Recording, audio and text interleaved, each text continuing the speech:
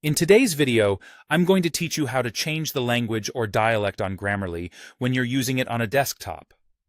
Plus, we'll go over some important details about the languages that Grammarly supports and how it works seamlessly across your devices.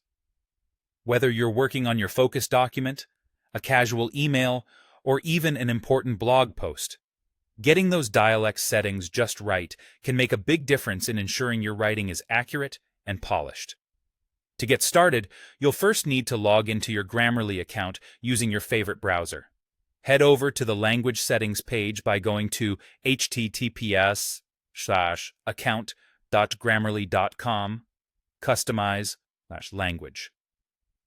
Alternatively, if you have the Grammarly editor open, you can simply select Account followed by Language Settings from the menu.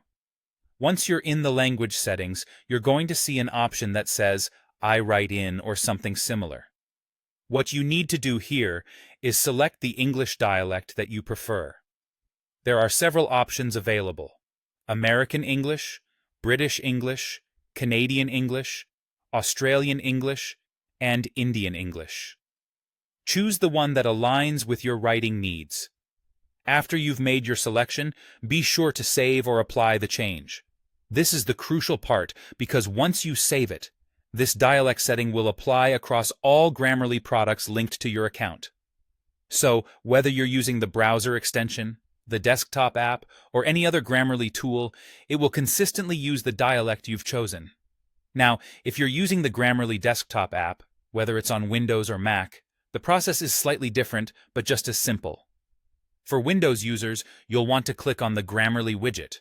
Then, look for the gear icon to open up Settings, head to Customization, and finally, select I Write In. For those on a Mac, click the Grammarly icon in the menu bar, then navigate to Settings, followed by Customization, where you will also see the I Write In option. In case you write in languages other than English, it's good to know that Grammarly does offer multilingual suggestions for languages such as French, Spanish, German, Italian, and Portuguese. There's also a translation feature available. Bear in mind, though, that you'll need to ensure your Grammarly plan supports these features to make the most of them. And that's all there is to it.